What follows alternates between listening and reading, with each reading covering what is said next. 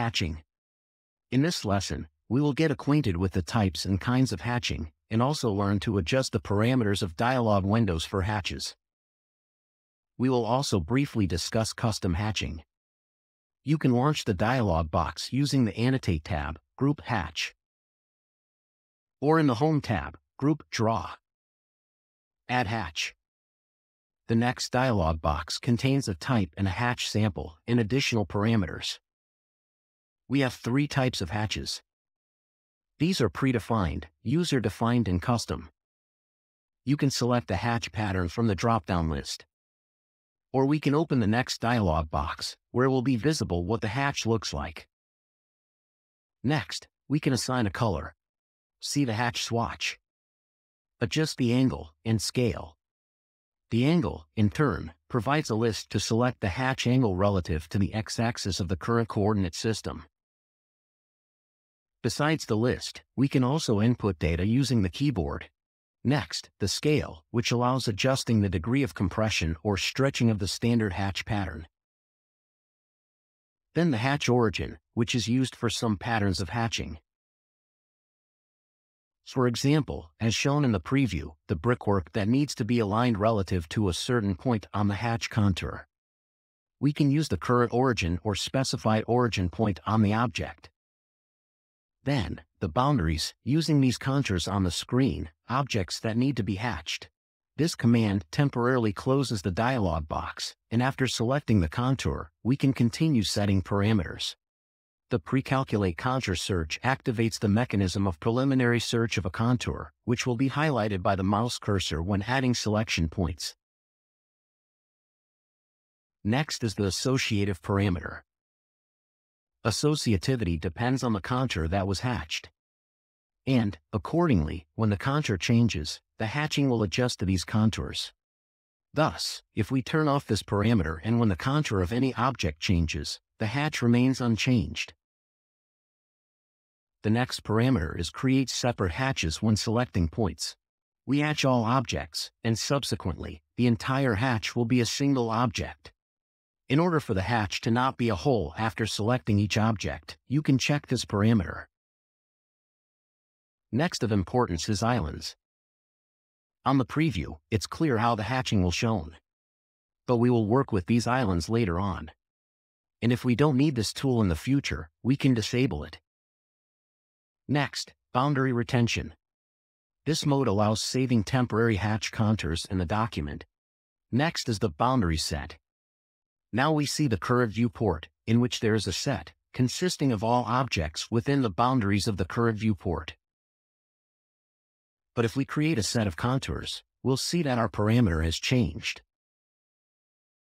And a new set appeared which consists of the ones selected on the screen after pressing the new button. Next is the gap tolerance.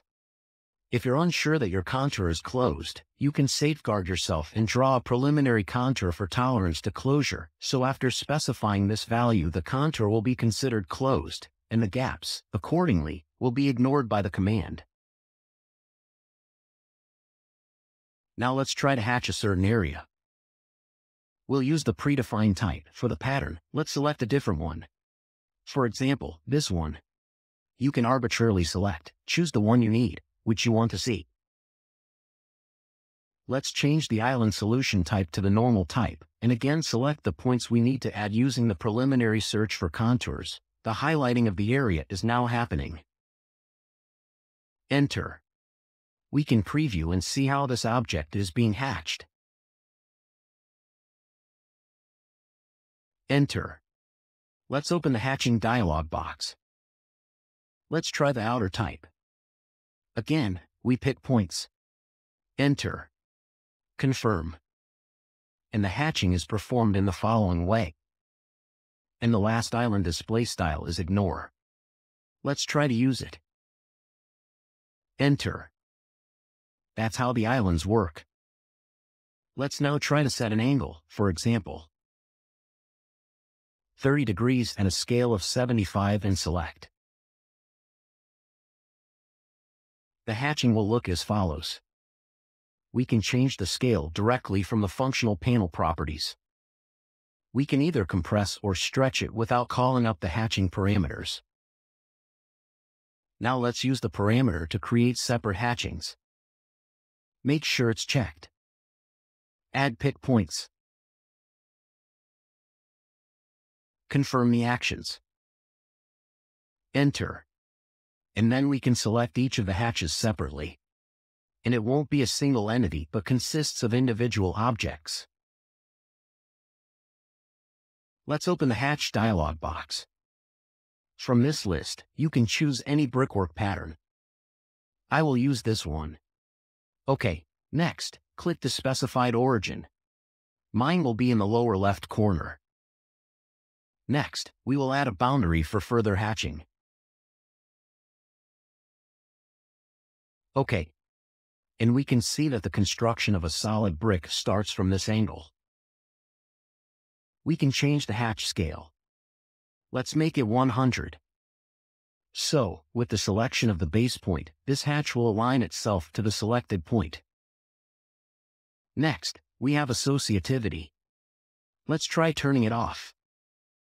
And apply one hatch with associativity enabled on one, and on the other, we'll turn it off. Now, after changing the hatch boundaries, the hatch pattern itself remains unchanged. But if we hatch the second rectangle now, with associativity enabled, then after changing the contour boundaries, the hatch will adjust to it.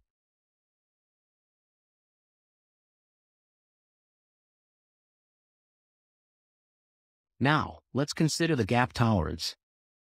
Also, create a rectangle and break it. Then, break it at one of the points. For clarity, let's use the inquiry utility and measure this gap beforehand. Now, go to the hatch. For the gap tolerance, let's make it more than a gap. Now, pick points. The program immediately signals that there is a gap in this corner, but nonetheless, the hatch will be executed. Let's click inside the contour. Confirm the actions and finish the hatch.